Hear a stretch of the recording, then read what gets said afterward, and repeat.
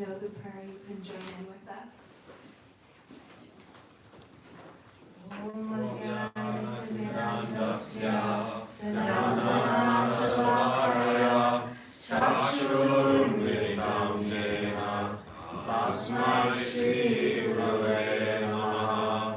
Shri Chaitanya Manobishtam Stapitam Yena Bhutale Swayam Rupa Ramayam Tadati Svapadantikam Vandeham Shri Guru Shri Yutabhakamalam Shri Guru Vaishnavamscha Shri Rupam Sagrajatam Samadhanam Tam Sajivam Sadvaitam Sadhutam Parijanasajitam Krishna Chaitanya Devam Shri Radha Krishna Madhavam Samanavita Shri Vishakamitam Hare Krishna Rama Sindhu Dinabandhu Jagatpate Gopesha Gopika Kanta Radha Kanta Namostute Tapta Kanchana Gaurangye Radhe Vrindavaneshwari Vrishabhanu Sute Devi Pranamami Hari Priye Vancha Kalpatarubhyascha Kripa Sindhubhayevascha Patitanam Pavanebhyo Vaishnavyo Namo Namah Namo Om Vishnu Padaya Krishna Prasthaya Bhutale Srimate Bhaktivedanta Swami Niti Namine Namaste Saraswati Deve Gaurani Vaishnavi Nirvishesha Shunyavadi Paschatya Deshatarine Hare Krishna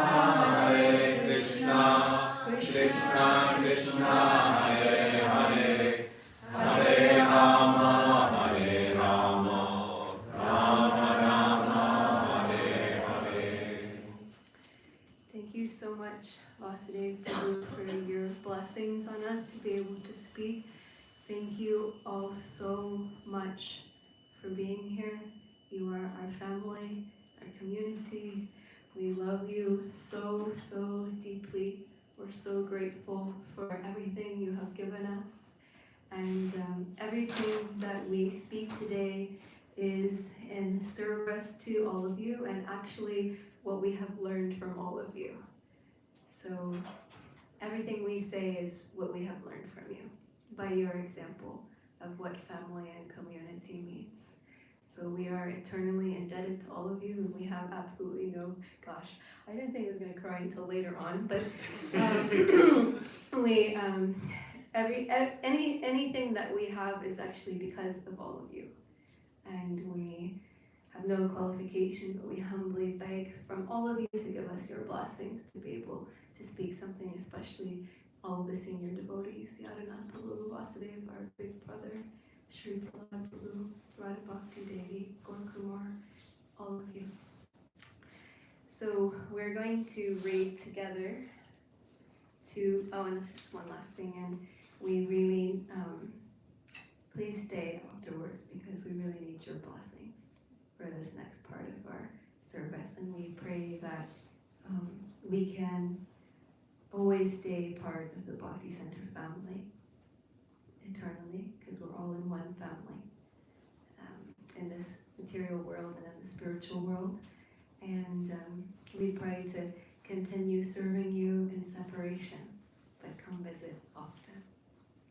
So we're going to read 2 verses together about community. The first one is from Srimad Bhagavatam 11:3-31. The devotees of the Lord constantly discuss the glories of the personality of Godhead amongst themselves.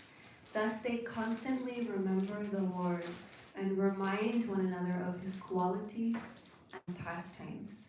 In this way, by their devotion to the principles of Bhakti Yoga, the devotees please the personality of Godhead, who takes away from them everything inauspicious. Being purified of all impediments, the devotees awaken to pure love of Godhead, and thus, even within this world, their spiritualized bodies exhibit symptoms of transcendental ecstasy, such as standing of the bodily hairs on end. The next verse is from Srimad Bhagavatam, 4th chapter, 30th chapter, 35th verse. Whenever pure topics of transcendental world are discussed, the members of the audience forget all kinds of material hankerings, at least for the time being. Not only that, but they are no longer envious of one another, nor do they suffer from anxiety or fear. So today's topic is principles of a devotee community and radical personality. The purpose of community, and especially Vaishnava community, is to help and inspire each other to remember the Lord, to remember Krishna, and serve Him by chanting His names, and remember His pastimes, and in this way to please the Lord. When Radha Mulidhar, when they're pleased, they take away all our karma. And what it creates for us actually purifies our heart. And our heart is purified, what happens is we actually will experience ecstasy. And when we experience that, there will be no fear, no anxiety. And the result of that when we free of these vices, actually there will be no envy of any other living entity. And when we come together with this goal to serve Krishna and please Krishna with spiritual goal, we will forget our material desires and we will be all blissfully happy in the service of the Lord. And this is the main activity that goes on amongst the devotees. But this does not mean that we become impersonal and don't care just for the devotee's soul, but we also care for their body and their mind, which are vehicles for their soul.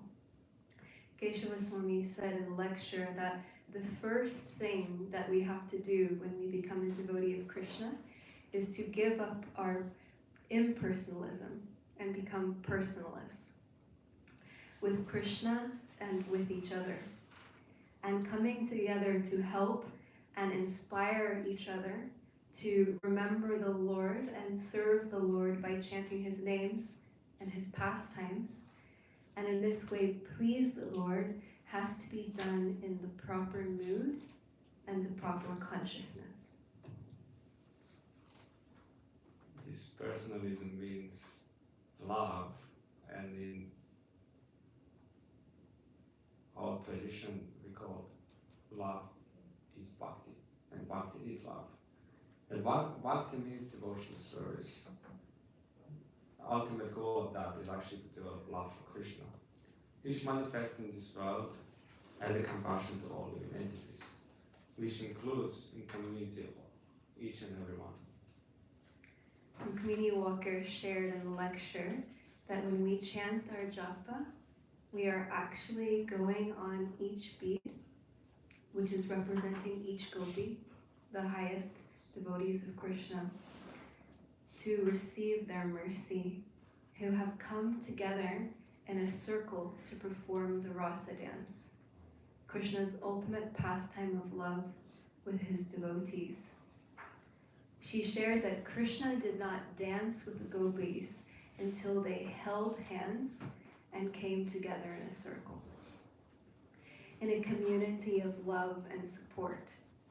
There is no envy. See, when they did that, then Krishna danced with them. when they came together and held hands. There is no envy in the spiritual world. The gopis, they were not, trying to Krishna played his flute. They were like, let me run faster than these other gopis so I can get there first and dance with Krishna by themselves. No, they were thinking, let's all go together. Let's all go together and dance with Krishna together. They went together. His Grace Ravinda Swarup Prabhu, beloved disciple of Srila Prabhupada, he once said that even we all going back to Godhead, back to the spiritual world, or none of us will go. Just to emphasize that we cannot achieve spiritual perfection actually on our own. We have to do it together. And we cannot perform Krishna consciousness alone. It's not possible. Prabhupada actually said, if you try to, you're crazy. Hare Krishna Dina Bandhu. My obeisance says, thank you for being here. So we need each other. And Ramananda Raya says to Lord Chaitanya in the Chaitanya Charitamrita, this is actually my favorite verse of all time. Literally. He says that the only suffering he knows is to not be in the association of devotees. Can you imagine that? That's the only suffering he knows. So therefore, that would mean the reverse, right? That if the association of devotees is done properly, that's the key point, if it's done properly, then there should be no suffering in the association of devotees.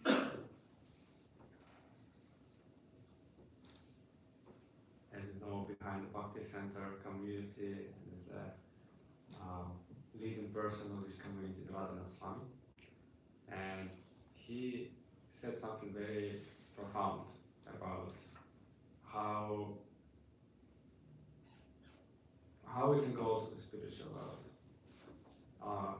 And the supreme abode of the spiritual world is Goloka Vrindavan, the place where devotees of the Lord, his intimate associates, they all as one family, they all sing and chant and serve, sing and chant glories of Krishna and of his devotees, and they serve Krishna at the center.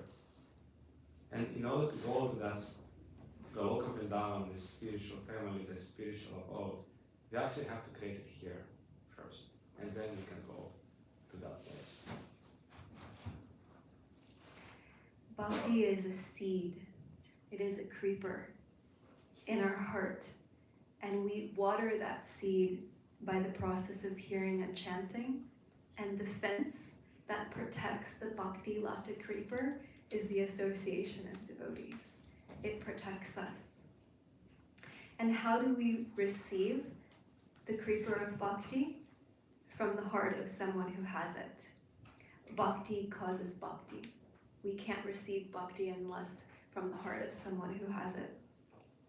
And not only that, at every stage of our advancement, we advance due to the mercy of someone who is more advanced than us, by them giving us their mercy. Therefore, we have the access to these beautiful teachings of Bhakti, and we advance in Bhakti, all due to the love, kindness, and compassion of devotees. When someone asked Prabhupada, how can we repay you for what you have given us?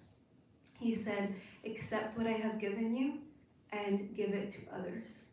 So we have to deeply accept the mercy by practicing the teachings. And we have to share it with others.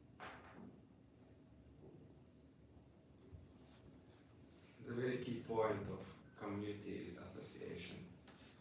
And if it's done properly, then doors to the spiritual world is open. But if, and it pleases Krishna a lot, it pleases Krishna tremendously. But if it not done properly, then actually we can experience difficulties. And it, in worst case scenario, can even destroy our spiritual life.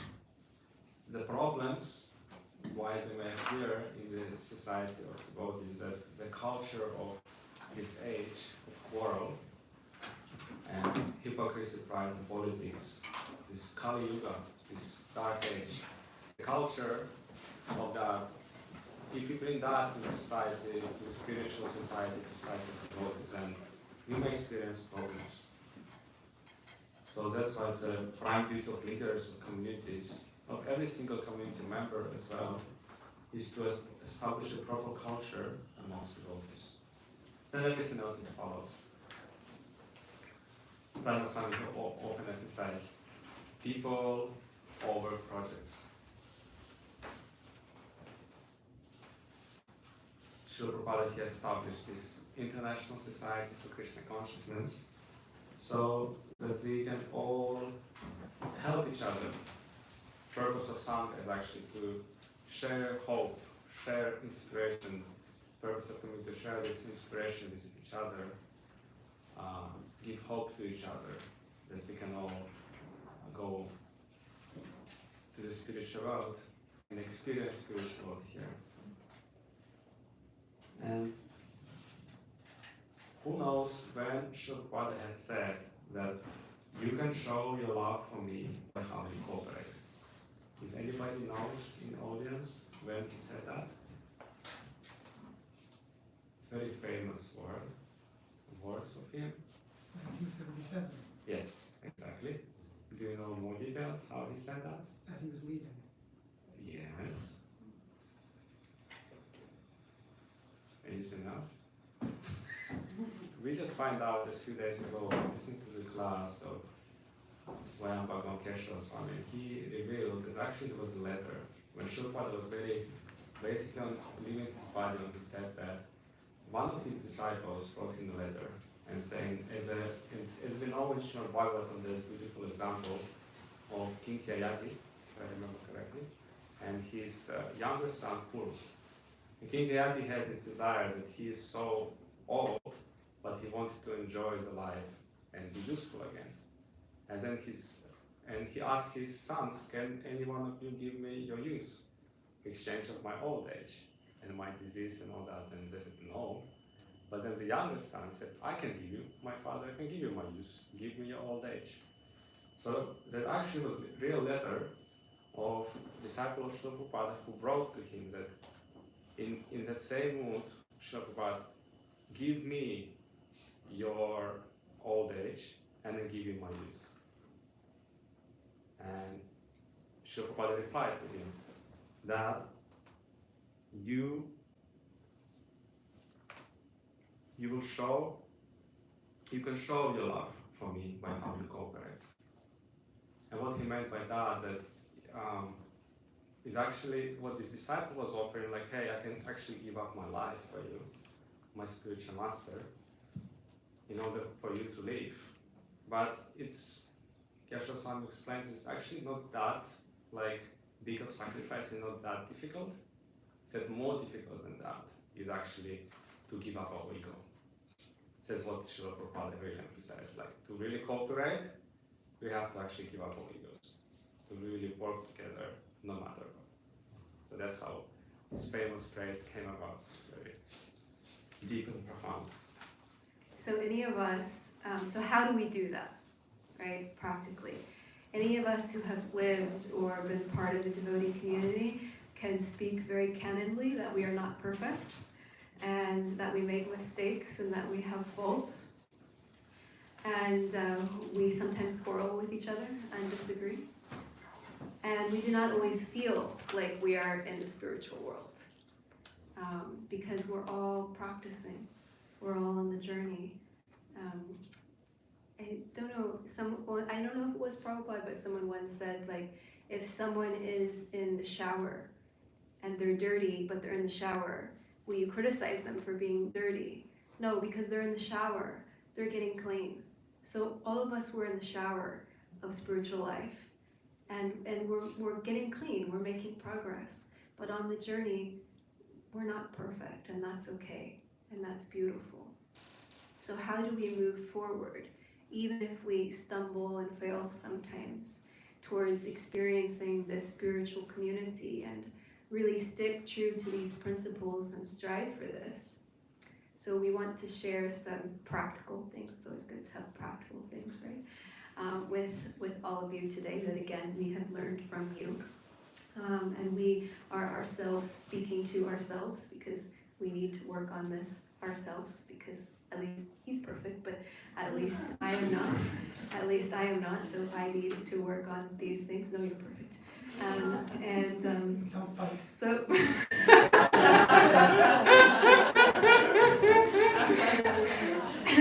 when we first got together, we would fight over, you're more advanced, no, you're more advanced, but that's a whole other story. Gor Kumar remembers, we were in the car with him.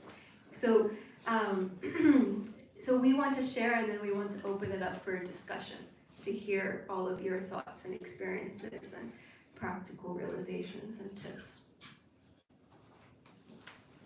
So I'm learning from my wife, Champakalata Sakhi, and she is learning from her spiritual master, and especially Rukmini Walker, their disciple of Srila Prabhupada.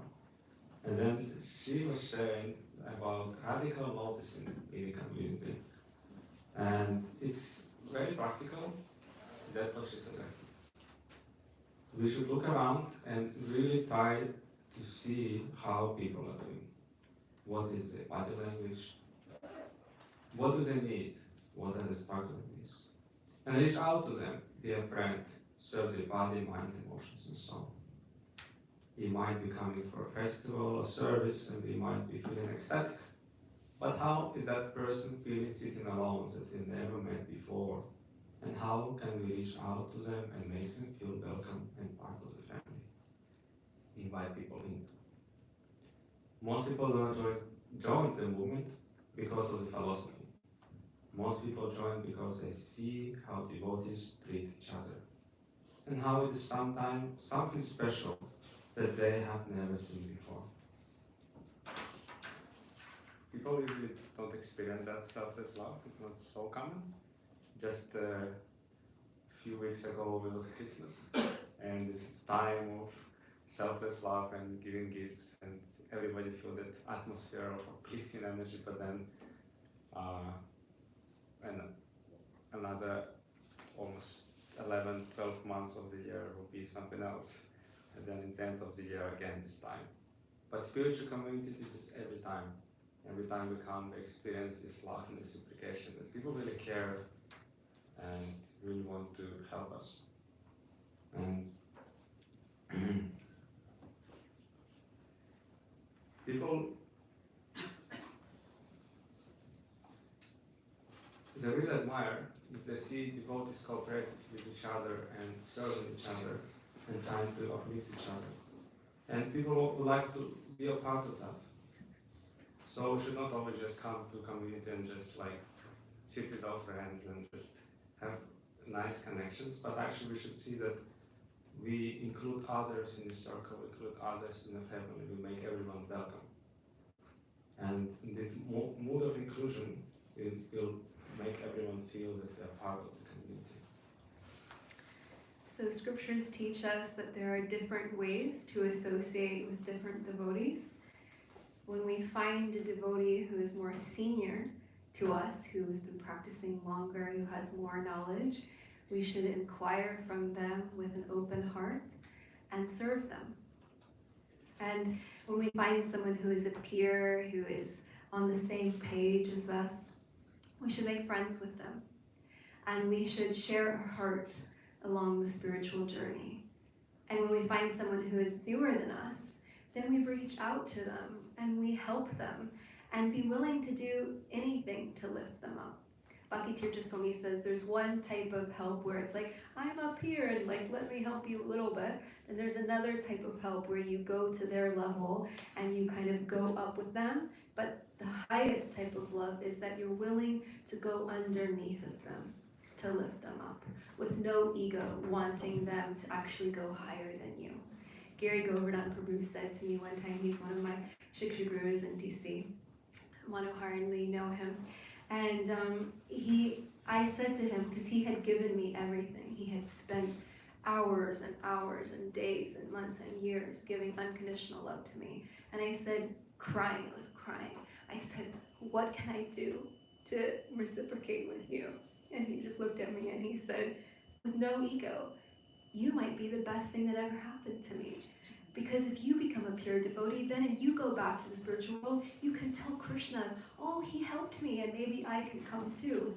Of course, I know he's more advanced than me, but this is the mood. This is the mood. You see the potential in everyone. And Radha Swami says the same when I asked him for shelter. He said, I am happy to serve you however you would like me to serve you. He sees himself as the servant. So we have to really be a family and invite people into that family, creating a family mood. And we have to practice the 6 loving exchanges together and the 9 processes of devotional service together. The 6 loving exchanges are giving and receiving gifts, giving and receiving prasadam, and sharing our heart and mind and confidence and hearing another person's heart and mind and confidence. And the 9 processes of devotional service, many of us know, are hearing, chanting, remembering, serving the Lord's lotus feet, deity worship, praying, becoming a servant, serving as a friend, and complete surrender, which means offering our hearts and taking shelter with complete love and protection from the Lord, of the Lord. Perhaps the most important verse of our scriptures is Trinadapi Sunichina, Tararapi Sahishna, Amaninamatana Kirtanyastari. That we offer respect to others without ego and without expecting respect for ourselves. We are developing that humility as a blade of grass, and we always chant holy name in this humble mood. And in practical terms, if you translate it into English, is how can I give and how can I serve versus what can I get and how I can be served. So that paradigm shift, which is basis of spiritual community, really creates a change of heart, which is really involves Krishna's mercy, when we can work together and cooperate. And when we really strive to develop this genuine humility, tolerance and respect for each other, then we can experience unity in diversity. Even we may come from different backgrounds and experiences in life. And although if it wasn't for bhakti, we might have never become friends. But when we practice these principles, we actually become united in love. And we might experience envy in our hearts. Have you ever had that experience? I for sure have. But we should not act upon that envy.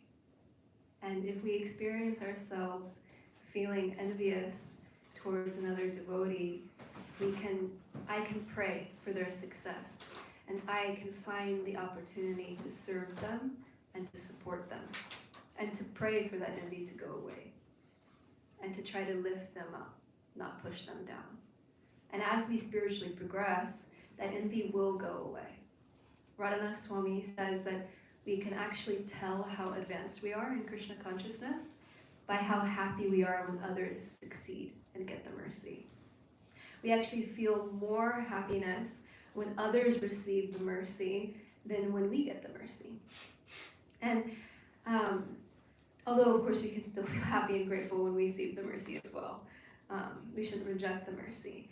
And this is really beautifully illustrated in the story of Mahaprakash Leela in the Chaitanya Charitamrita. Lord Chaitanya, he was exhibiting his form. He went on the altar and he was exhibiting his form to all of his most intimate devotees. And he was calling them one by one and revealing himself to that devotee according to that devotee's relationship with the Lord. And then he was giving all the devotees boons, blessings. And they were all getting the mercy and they were so ecstatic. But there was one devotee, Mukunda Dat, who did not get the mercy.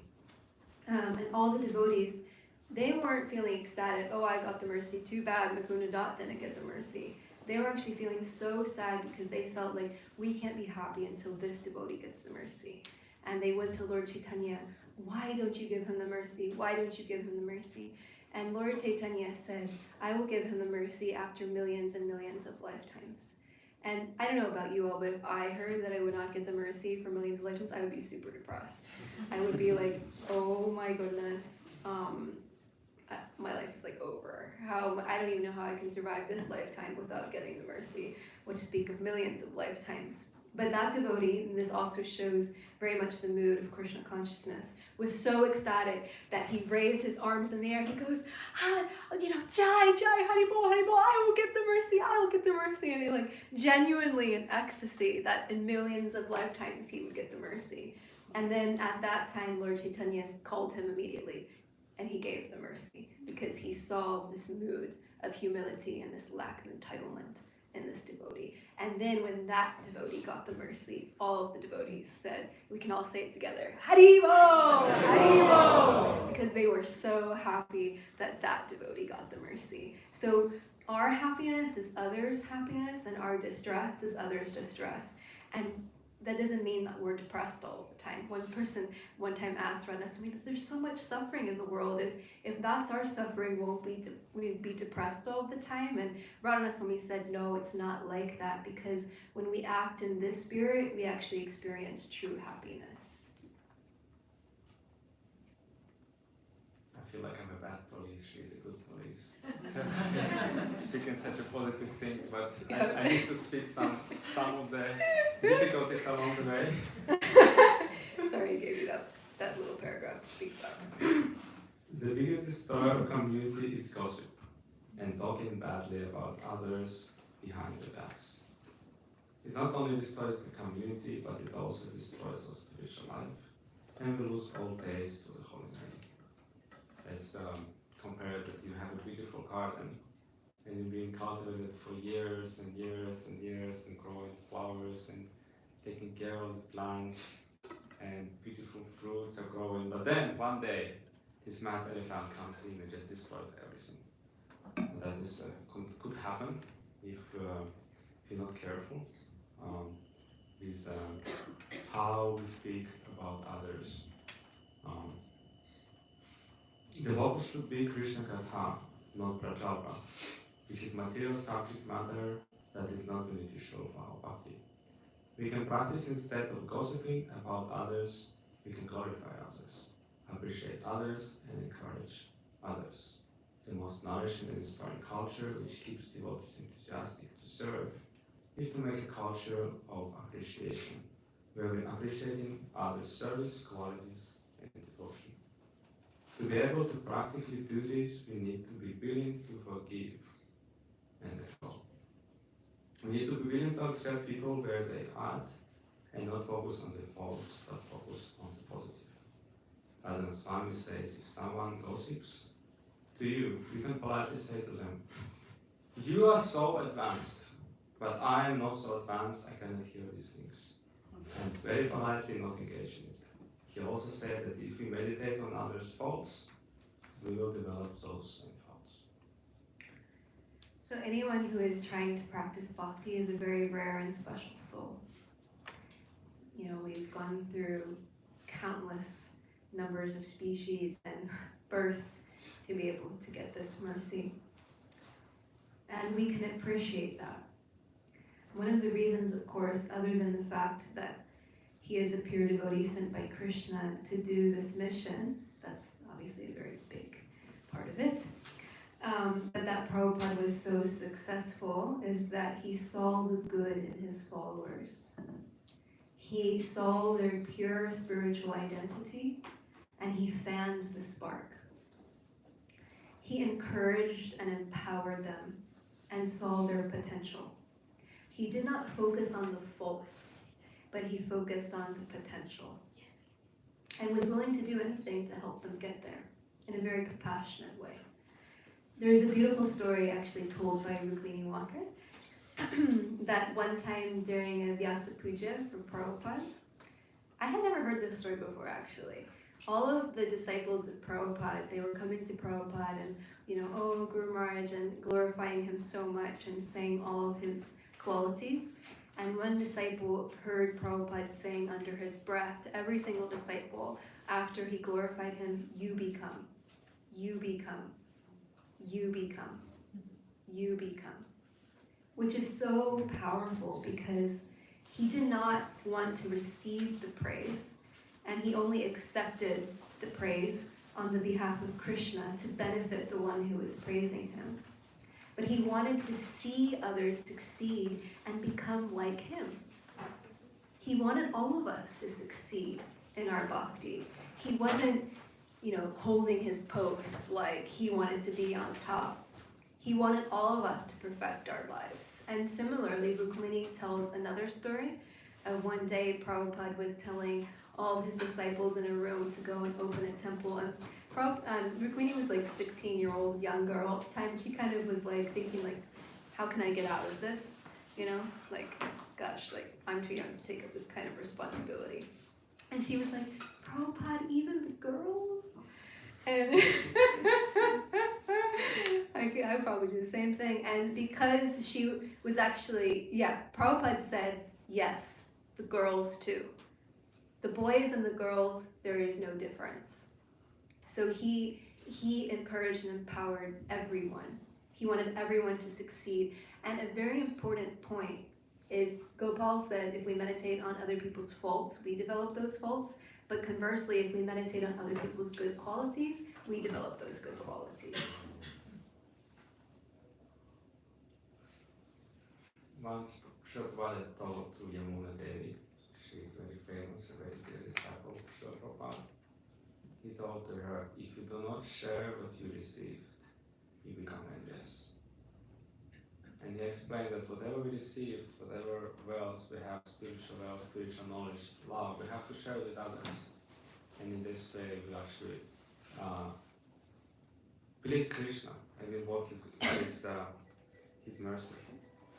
We don't become possessive of that, but actually we give it to others. And that in this way we actually will, like you have a glass, and if it's already full, how can you lift it up, fill it up again? But if you constantly give it to others, so you can always receive more, because you're always in this mood of giving. This is bhakti. And one example of how we are all as a community going to progress in the spiritual life is if you climb up a mountain. And the example is given that you may be climbing yourself, but if you climb in a group, actually become more powerful. Like example of the pigeons actually fly. If you ever see the whole size are made, they fly in this V shape. And scientists have calculated that when they do that, actually each pigeon can fly 70% longer than if they've been flying alone when they're all together. So the example of climbing a mountain, that there's somebody who's already quite high, but we may be climbing there somewhere in the middle or in the beginning, and somebody is giving us a hand. So in order to successfully climb to the mountain, we have to take help of those who are already one step away of us and hold to the hand. And we see that, this person may need some help, so let me give my other hand to the person who is near me. And this way, all in one unity, we can actually climb the mountain pretty easy. And that cooperation, that mood will please Krishna. Ranaswami, he always says at marriages, and he said to us also, that to the husband, that Krishna will accept his service by the way that he serves his wife. And then he says to the wife that Krishna will accept her service by the way she serves her husband. And it is so beautiful, and it also applies in devotee communities. We are the servants of everyone.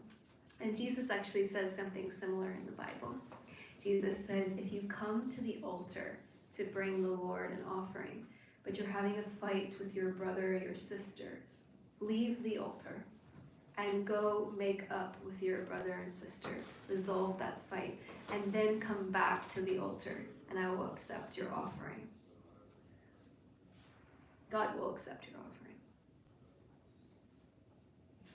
One of the key points to relieve conflicts and prevent conflict is to be open and ready to receive the feedback. His Holiness Bhakti Tirtha Swami actually suggested to his followers and disciples that you have a notebook and you go to each and every member of your community and you ask them, what is your feedback and how can I improve, and write it down. It's pretty intense For yourself. exercise.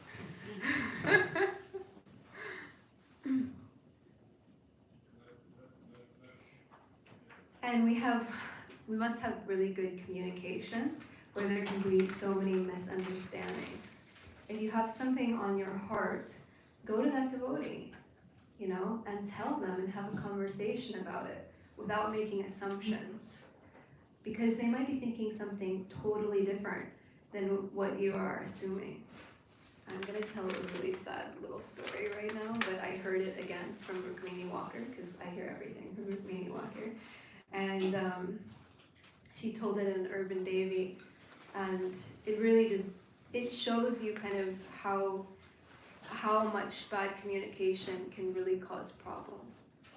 I'll tell it very briefly, but there was once a man who was sent away to war, and he was gone for many years, but he survived the war, and then he came back to his wife and his son, and they were so happy when he came back, and they had such a beautiful celebration. And then the wife was so happy that she went out to go buy, things to make a beautiful dinner and flowers and all of these things. And when the wife was out, the man goes to his son, and the man was trying to make his son say, call him daddy, right?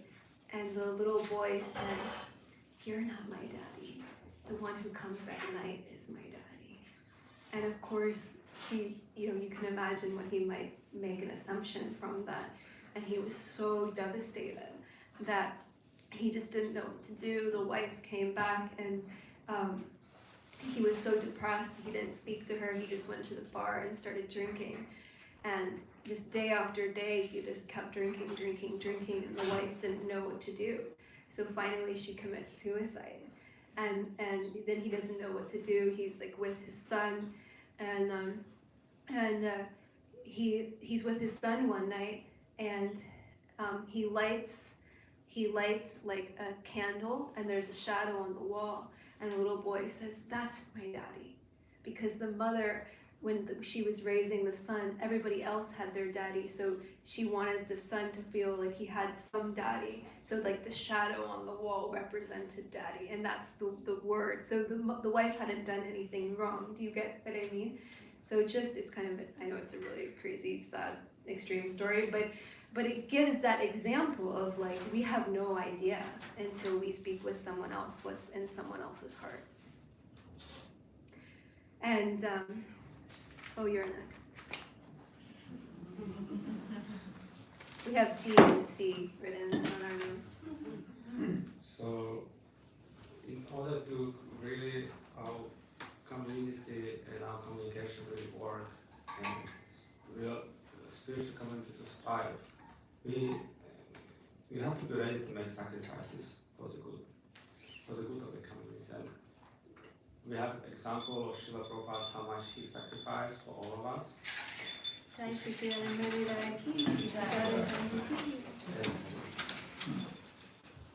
you all know, how he suffered 2 heart attacks on the way to America. And can you imagine, he was living here in Bowery. First he came to Butler, Pennsylvania, he lived there for a few months, but then he moved to New York. And in New York, he was first living in Dr. Misha House in Upper West Side. I believe it's 72nd, 74th Street there. And basically he was a cook at that yogi house, and he was only allowed to do kirtan but not speak anything. So then he moved out and he was living in an office and he was doing his translation work. And that office was actually not meant for accommodation, he just only had a room. But he was working and living there, and he was going daily to steal Dr. Mishra's house to take his bath. And once somebody broke into his office and stole everything, stole his typewriter and his translations. And then after that he found some place just close by in Bowery, somewhere near 2nd Avenue. And first day when he walked into the building, there was a dead man lying in the hallway. So he has to step over the dead man, and then the place where he was living with pretty dangerous neighbors. And then he suffered so much just to give others Krishna consciousness. And we received so much, and just remember these examples of how much Srila Prabhupada sacrificed in his very old age, and how much he gave for us. If it's the mode of gratitude, we can also be ready to do little effort, do little sacrifice for others as well. And I can hold myself accountable for my goals in sadhana, but I should never judge others for where they are or think I'm better than them. And when we try to love Krishna, when we try to love Guru, when we try to love devotees, they will love us back. There's a beautiful story also told by Rukmini Walker of Satsvarupa Maharaj, actually like the first initiation. I think it was the first initiation in ISKCON. And actually he was supposed to get first initiation, and he was feeling so unworthy that he just didn't show up for the initiation. We sometimes feel that way, but we should still take the mercy. I remember, side story, I was literally on the phone with Rukmini Walker. This was like, I don't know, many years ago. And I was telling her, I'm not worthy for initiation, I'm not worthy for initiation, I don't want to get initiated. And she's only hung up the phone once on me ever in my life. She goes, you're getting initiated, no discussions. Boom. So Guru forces you to get the mercy. And then I tried to say the same thing to Ramdas Swami like a few days later. I was like, Guru Maharaj, I don't want to give you my karma. Like, I don't want you to suffer my karma. Like, I don't think I should get initiated. And he was like, so you should get initiated. And so we just have to accept the mercy. But this story of Satsvarupa Maharaj, he didn't show up for the first initiation. And the next day, he went to Srila Prabhupada to do some like typewriting work or something, because he was helping Srila Prabhupada with that. And Prabhupada, this is so beautiful, listen really carefully. Prabhupada just looked at him and said, if you love me, I will love you. Isn't that so beautiful? Like, Prabhupada is so personal, right? You just have to try to love me and I will love you. So Prabhupada's mercy is there for all of us. We just have to try to love him.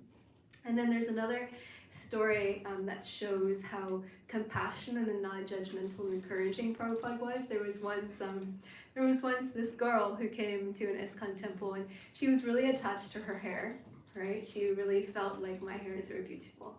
And we ladies sometimes feel this way about our hair. At least, yeah, I can relate to that. And so she's like, my hair is so beautiful, and she was wearing it down. And this is an example of what not to do. All of the devotees in the temple were like, you're in Maya, and you shouldn't wear your... This was back in the days when it was like people thought like you need to braid your hair. We don't have this philosophy anymore. Please, everyone, feel very free to wear your hair down. But the devotees like, you're in Maya, you should braid your hair. Like, this is nonsense, you know. And she was so like scared and like totally just like, this is like, I never want to come here ever again. She was literally like, I liked this philosophy, but I can't deal with these people. So she was like, she made like this vow she was never going to come back to the temple. But then she heard Prabhupada was coming, and she was like, I'll just go to the temple just one last time because I want to meet the Swami, but then I'm never going back. And Prabhupada met her, and Prabhupada looked at her and said, you have the most beautiful hair. And he said it with so much love and kindness and acceptance. She was like totally heart melted. And the next day, she came to the temple with her hair braided, wearing a sari, and like moved into the temple because she had received unconditional love. Like, all it takes sometimes is to hold someone's hand and bring them and become their friend. Actually, I've had this experience so many times. Just one little short story. I know I'm not supposed to go off our script, but one tiny little. I told him that I was like, we have a time limit. Like we have to stick to the script. But just one short little story. So, what was it? Oh, Krishna. That's funny. Oh, yes, thank you. So I have had the experience so many times with Radhanath Swami where he sees me next to one girl who's maybe like more new to the temple or something that, and this happened probably like 30 times. He just says, you all should become best friends. Are you all friends? Are you taking care of her? Are you becoming friends? And I really took that to heart, that this is really what it's about. Becoming friends.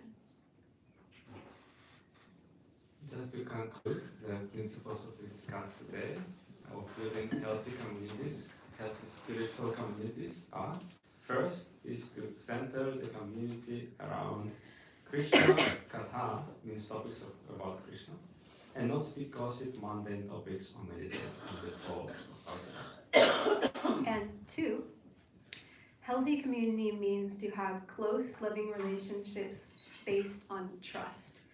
And people trusted Prabhupada, which is one of the unlimited numbers of reasons why he was so successful.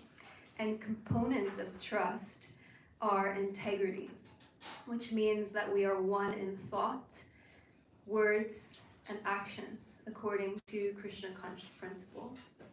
Expertise, which is that we have some knowledge about Krishna, and character, that we're living by that knowledge. Then we become trustworthy, and better yet, we become Krishna conscious.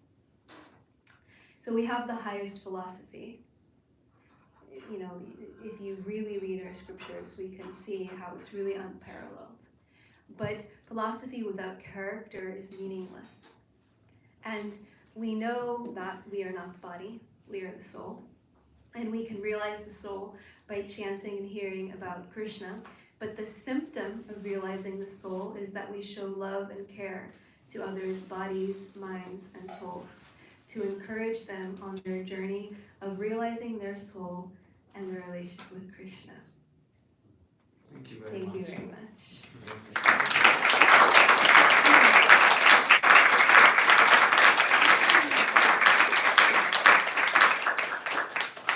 So we have about 15 minutes for so, questions, comments, reflections, criticism, judgment. Just kidding. I'm glad you laughed at the joke. Thank you. Yes, Jenna! Hare We Krishna. love Jenna. Thank you both. Thank you. Hare Krishna, thank you both so much for such a beautiful class. And I can't think of two more qualified devotees to speak on community than both of you. I know this is what we were speaking about today, but I'm wondering if you can share a little insight as to how in our day-to-day dealings with devotees and out in the world, how we can infuse more personalism into our approach.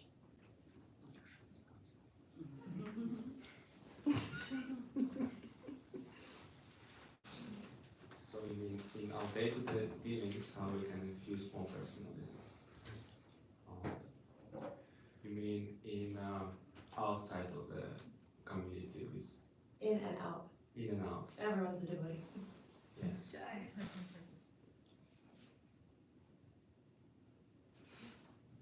This really comes from top to bottom, starting that we understand that Krishna is a person and he has feelings. And in the same way, every one of us, we are also a person. As God is a person, everyone is a person, we also have feelings. And if you read our scriptures, there's so many times in dealing with feelings.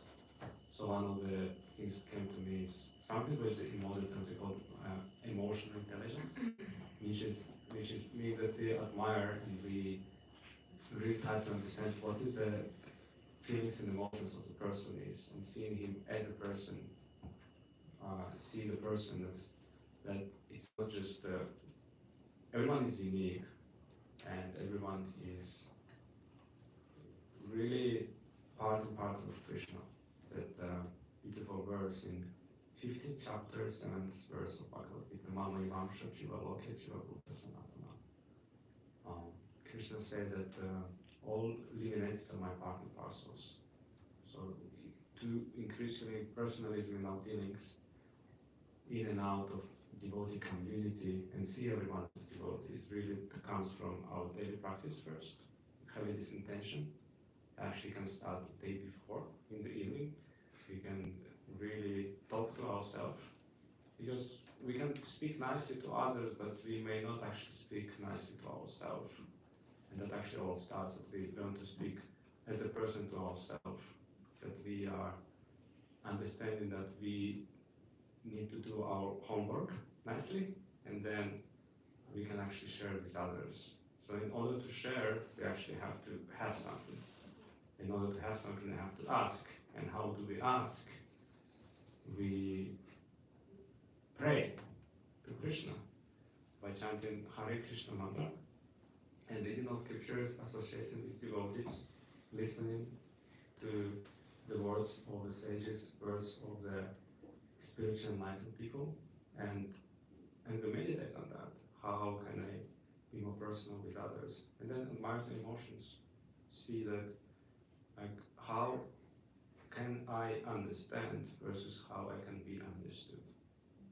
You would like to say something? I have three also practical things. One time, Diana, who used to live here, many of us know and love her, she said to me actually about motherhood. She said that if I was to see my baby as just my baby, I would be completely exhausted being a mother. I would feel so drained. But when I see my baby as part and parcel of Krishna, and that Krishna is in my baby's heart, and that the baby is my deity and my service, then I'm enlightened and I get energy from that service.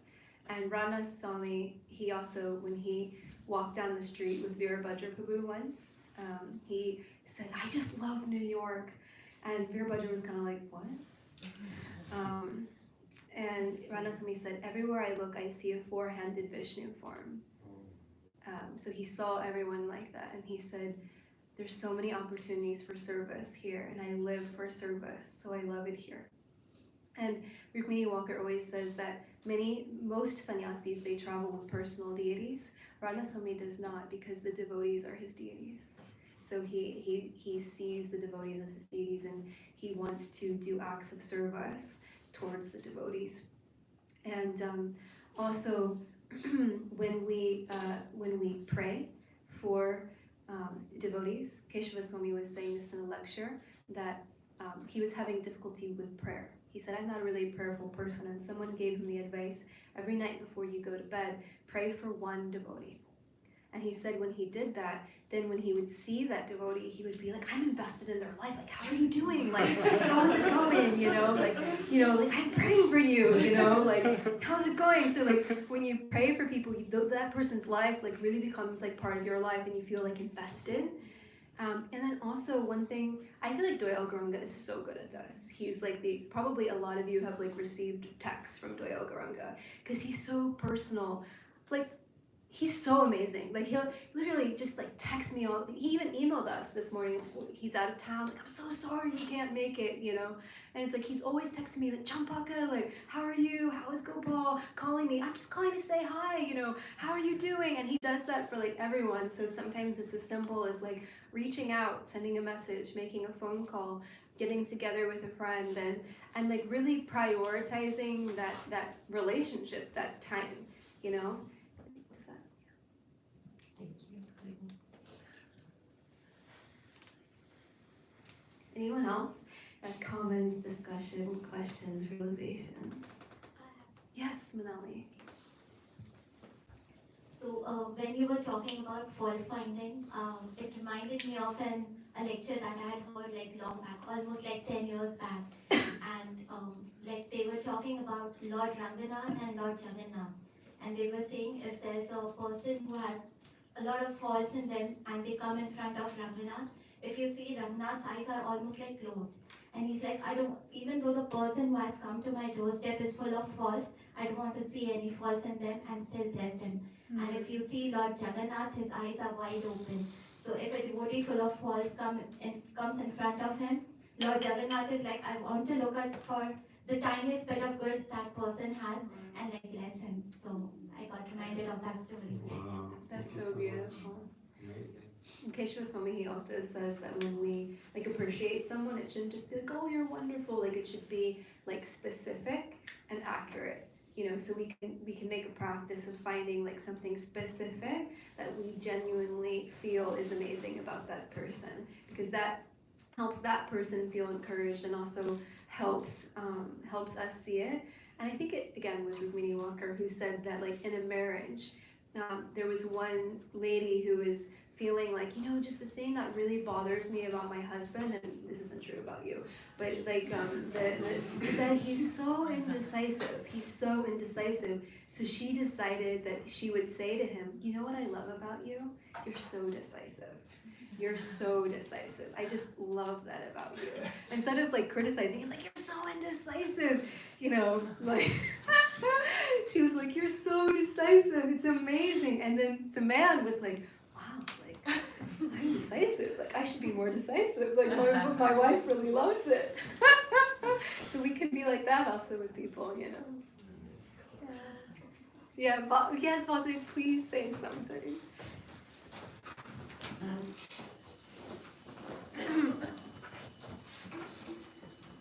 Thank you for the beautiful talk.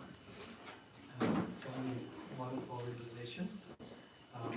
It's very evident that this is something very dear to you, and you've lived this a lot.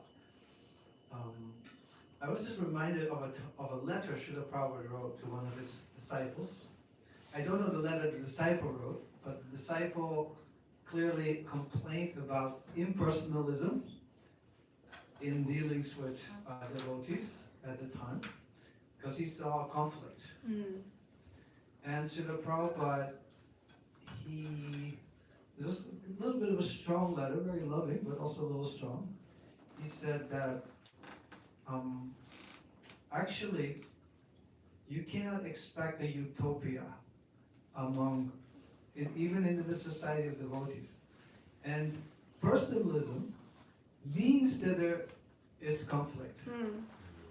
Actually, impersonalism, when everybody's just like kind of be one homogeneous glove, then there's no difference of opinion. But personalism means there's always some difference of opinion.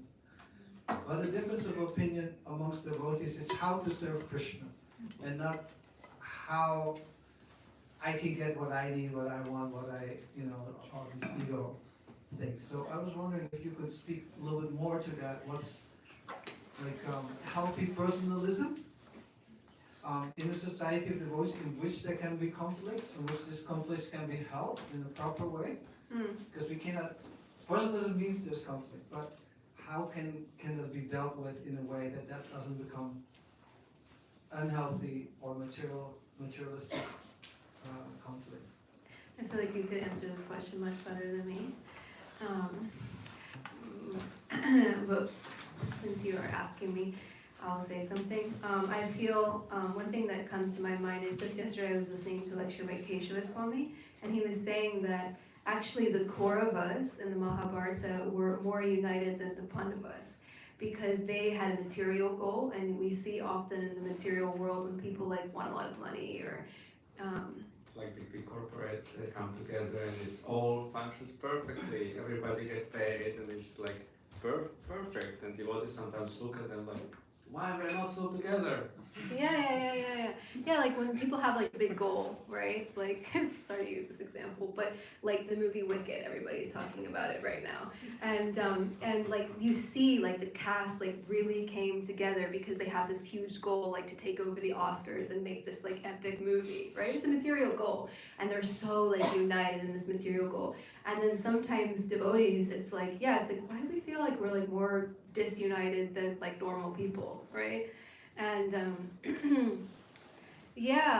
I think it really gets to what you're saying, that we all want to serve Krishna, but we can also have different ideas how to serve Krishna, and there's a principle of unity and diversity. Like impersonalism is like we're all the same.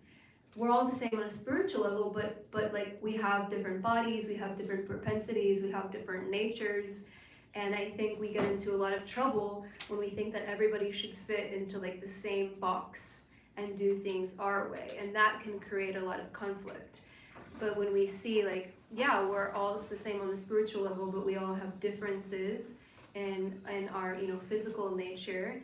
And like, how can we support and encourage that and not try to make someone fit into a box that doesn't feel right for them? Because Krishna says it's better to do your own duty imperfectly than another person's duty perfectly. And just encourage that person like to be themselves and to give it to Krishna. I think that can solve a lot of conflicts. And then when we do have conflicts amongst each other, I think the principle of forgiveness and tolerance.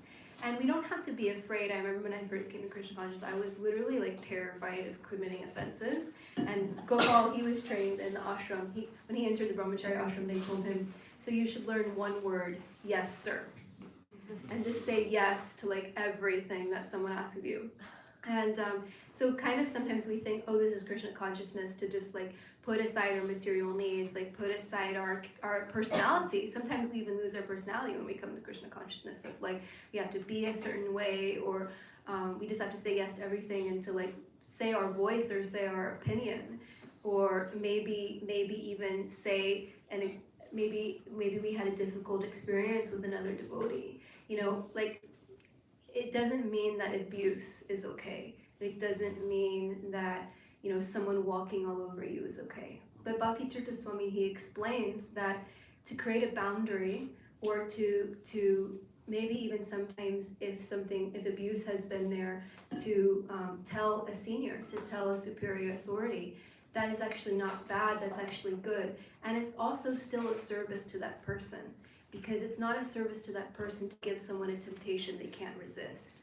It's actually for their well-being to stop it, so that they don't implicate themselves in further karma. And I think when we have Krishna, when we have a lot of conflicts amongst each other, we need to go to senior devotees who are more realized than us, and we need to say, we're having this difficulty, but we're not throwing the baby out with the bathwater. We're not just like rejecting this devotee. We're having this conflict.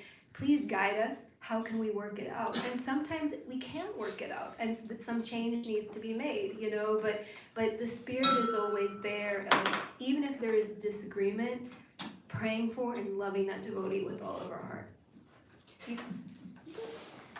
Thank you so much. He's one of my big brother. Can we have a big round of applause for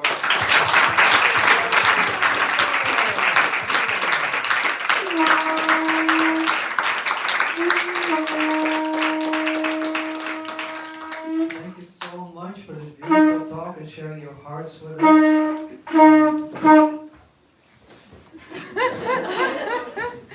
We'll have after the prasad and the kirtan, after the kirtan we'll have prasad, and we'll be sending off Champaka and Gopal Krishna Guru. So please stay. Let's give them a very, very good send-off. Thank you so much. Hare Krishna.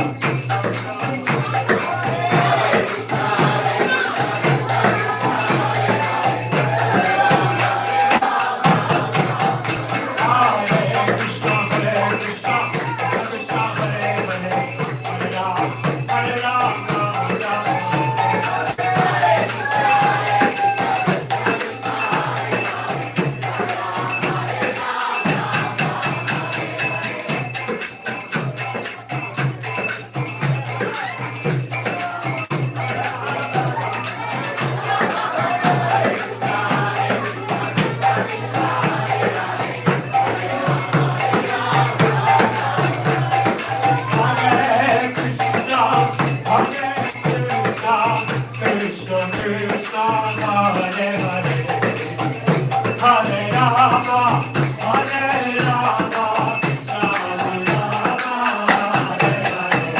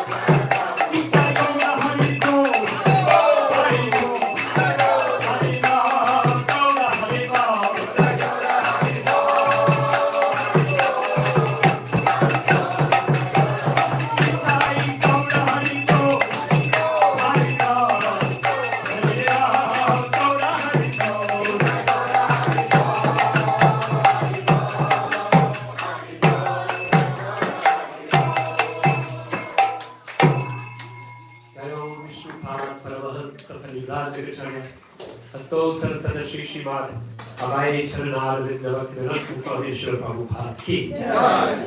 Shri Shri Sanatan Bhattaraganath, Shri Jiva Gopal Bhattara Swaminatha Sago Swami Prabhupada Ki. Thanks to Gaho, Shri Krishna Chaitanya, Prabhu Nityananda, Shri Gadadhara, Srivasari Gaur Bhakta Ki. Shri Radha Krishna Gopal Gopinath, Shamakund Radha Kund Giri Govardhan Ki, Ganga Devi Ki, Yamuna Devi Ki, Bhakti Devi Ki, Tulsi Maharani Ki, Harinam Sankirtan Ki, Vaipurnavri Dham Ki, Rajabhumi Shri Vrindavan Dham Ki, Shri Shri Radha Murli Dhara Ki, Shri Gaurachandra Ki, Srila Prabhupada Ki, Samaveta Bhakta Ki, Nitai Gaur Premanandi. All glory to the assembled devotees. All glory to the assembled devotees. All glory to the assembled devotees. All glory to Shri Shri Guru Varanga. All glory to Srila Prabhupada.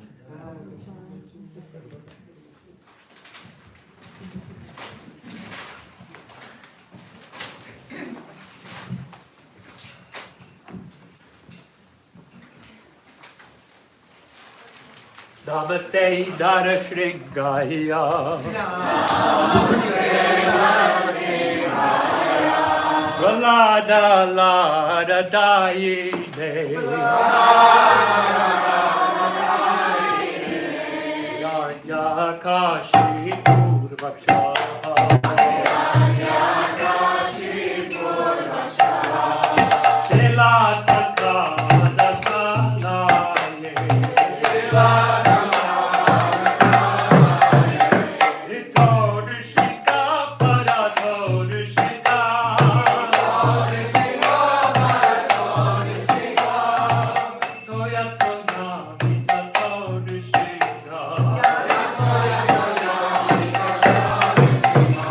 My head is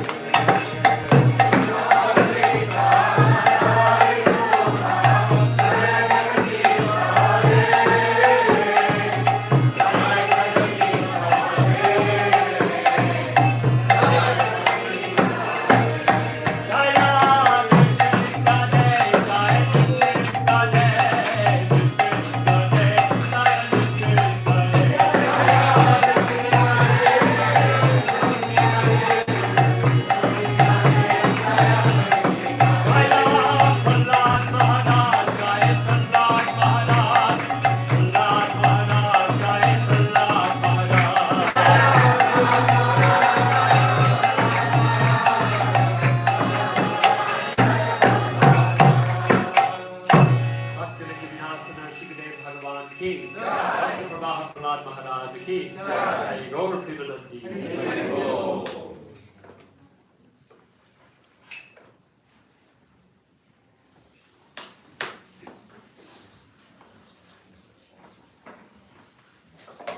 Hare Krishna. We have prasadam in the back. Oh.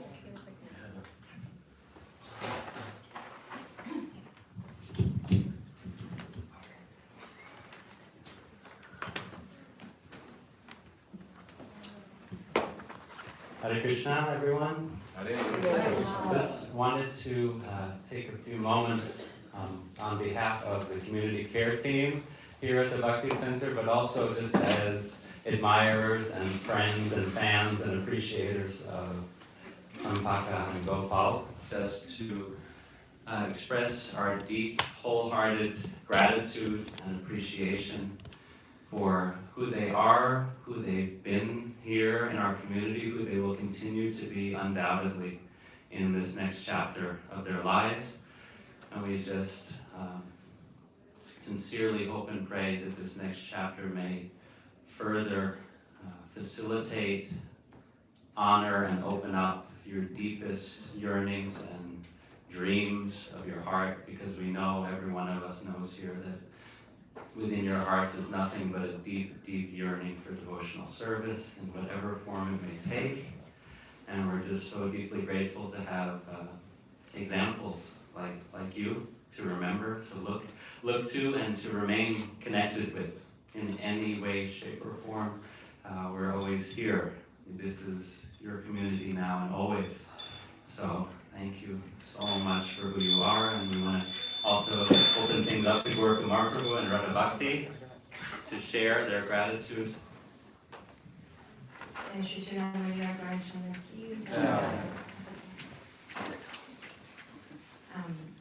Keep it very short and sweet, but just there's no way to even begin to list all of the ways you have served this community, both with initiatives, but also just individuals. You have served so many individuals by being so loving and caring, and you both were really the perfect people to give this class on community development, and Florida is unbelievably lucky to have you. We're very jealous and angry with them, but we'll go over it. But as Dina Bandaprabhu said, this is your home, it always will be your home. You're just visiting there for a bit, and hope to see you back.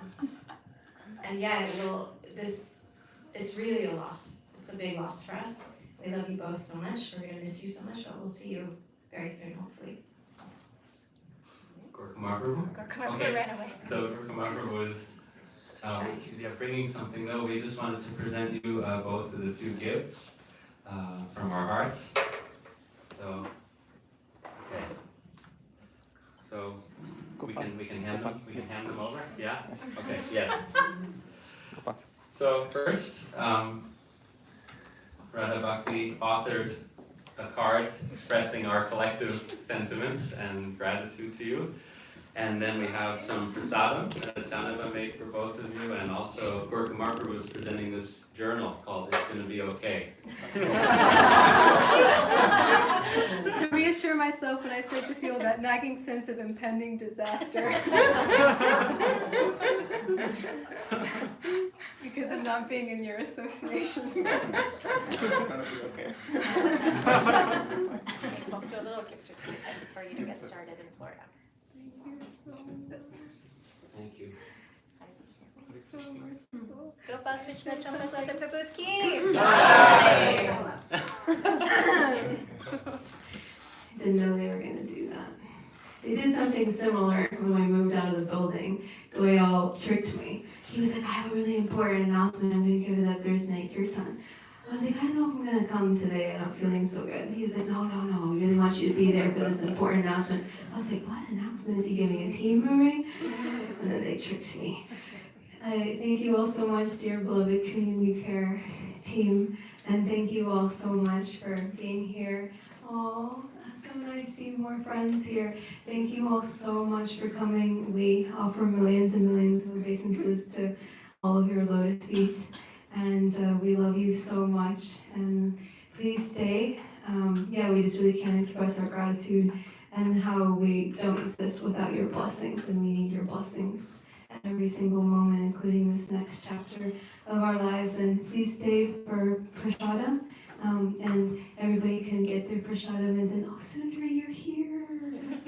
And then we can, I was like, where is Sundari? And then we can have a circle together, because we want to really receive everyone's blessings, because like Prabhupada said, this is our home, and this is our spiritual community, and we exist only because of your loving kindness. Hare Krishna, we love you. Hare Krishna, dear devotees, thank you so much for you finding this time out of your life and coming here to Bhagavat Sravanam program and giving the blessings and the present here. We are very grateful for this opportunity to serve you, and hopefully we'll all see each other very soon again, and we are all one family. Hare Krishna. One ecstatic team.